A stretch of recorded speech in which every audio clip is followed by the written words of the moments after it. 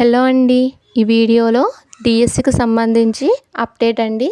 ఇది వచ్చేసి చాలామందికి కాల్ లెటర్స్ వస్తున్నాయి, అలాగే డాక్యుమెంట్స్ మీరు సబ్మిట్ చేయండి అనేసి కూడా వస్తుందన్నమాట చాలామందికి.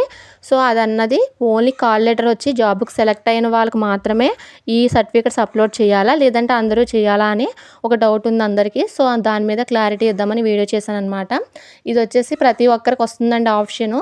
ఓన్లీ కాల్ లెటర్ వచ్చిన వాళ్ళకే కాకుండా డిఎస్సికి అప్లై చేసిన ప్రతి ఒక్కరికి వస్తుంది. ఎందుకంటే మెయిన్ రీజన్ దీనికి, ఇప్పుడు సర్టిఫికేట్ వెరిఫికేషన్ అయిపోయిన తర్వాత కొంతమంది ఎస్ఏ ఎస్సీటీకి అలాగే కానిస్టేబుల్ దీనికి కూడా సెలెక్ట్ అయిన వాళ్ళు ఉంటారు, అదర్ కాంపిటేటివ్ ఎగ్జామ్స్కి కూడా.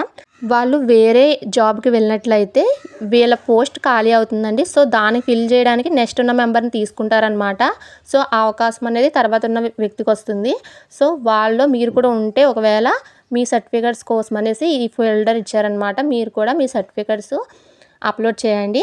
ఆల్రెడీ ముందుగా మీరు అప్లోడ్ చేసిన వాళ్ళైతే అప్లై చేసినప్పుడు సర్టిఫికేట్స్ అన్నీ పెట్టేసి మీరు సబ్మిట్ చేసినట్లయితే ఇప్పుడు ఓన్లీ మీరు ఆధార్ దగ్గర ఒక్క ప్లేస్లో మాత్రమే మీరు 1 MB లోపు ఉండే మీ ఆధార్ ఫోటో నీట్గా స్కాన్ చేసుకొని అది అప్లోడ్ చేయండి, సరిపోతుంది. లేదు మేము ముందు అప్లోడ్ చేయలేదండి, ఇప్పుడు మాత్రం అప్లై చేసినప్పుడు ఏం పెట్టలేదు, ఇప్పుడు పెట్టుకోవాలంటే మొత్తం అన్నీ మీరు క్లియర్గా అప్లై చేసేసుకోండి, పెట్టేయండి. అవన్నీ ఓన్లీ అక్కడ ఇచ్చారనమాట ఎంత జీబీలో ఉండాలి, ఎంబీ అండి, ఎంబీ కేబీలో ఇచ్చాడు. సో అది చూసి క్లియర్గా మీరు అప్లోడ్ చేయండి. మొబైల్లో చేయొచ్చు, ఒకవేళ మీకు కుదరపోయినట్లయితే నెట్ సెంటర్కి వెళ్ళి చేయించుకోండి. ఎందుకంటే వాళ్ళ పోస్ట్ ఖాళీ అయితే నెక్స్ట్ మెంబర్కి వచ్చే అవకాశం ఉంటుంది కాబట్టి.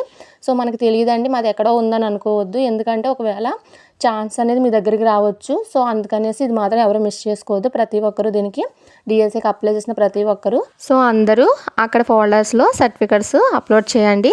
అలాగే క్యాస్ట్ అన్నది మీరు ఒకసారి వెరిఫై చేస్తారు. ఆల్రెడీ మీరు అప్లై చేసినప్పుడు క్యాస్ట్ అనేది పెట్టారు ప్రతి ఒక్కరు. సో ఒకసారి డీటెయిల్స్ రాకపోతే వెరిఫై కొడితే మళ్ళీ మొత్తం వచ్చేస్తుందండి అక్కడ, అది ప్రాబ్లం కాదు. రిమైనింగ్ మీకు స్టడీ సర్టిఫికెట్స్ అలాగే మీ ఎస్ఎస్ మెమో ఇవి ఒకవేళ పెట్టకపోతే వాటిని ఇప్పుడు అప్లోడ్ చేయండి.